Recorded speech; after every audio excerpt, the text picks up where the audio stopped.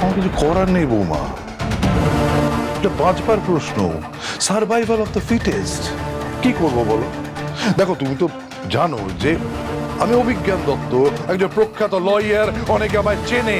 একটা মেয়ে আমার সম্মান নষ্ট করতে পারে না বৌমা, আর এটা আমি হতে দেব না।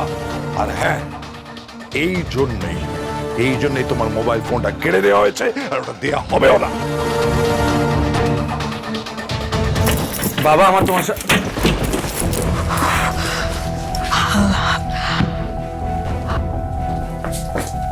তুমি ঘরে কি করছো?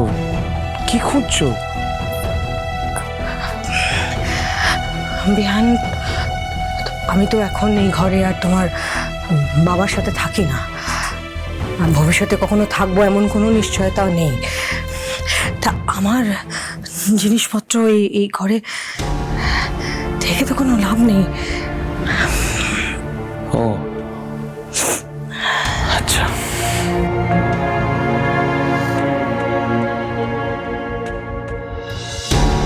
তাহলে কি তোমরা ডিভোর্সের কথা ভাবছো?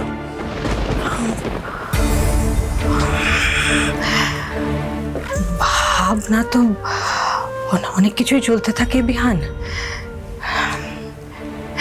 কিন্তু ভাবনা চিন্তা এগোনোর আগে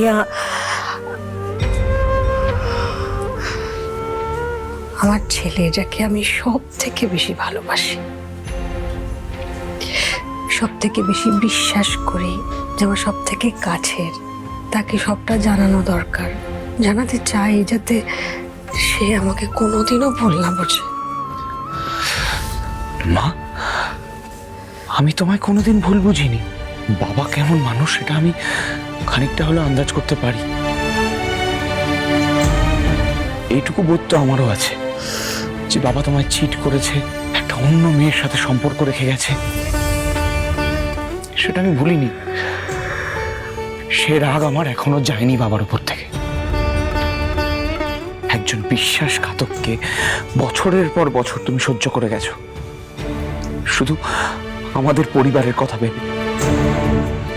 সেটা তুমি করে যাও, আমিও চাই না সেটা মা। উল্টে বিগত কদিন ধরে বাবা যে বিশ্রী ব্যবহারটা তোমার সাথে করছে, এটাই হবে তার জবাব। তুমি বাবার সাথে যা করছো তাতে আমার এক ফোঁটা দুঃখ হয় না মা, কারণ বাবাকে দেখে যে মানুষটা মনে হয়, আসলে যে সে সেই মানুষটা নয়, সেটা আমি নতুন করে বুঝতে পারছি।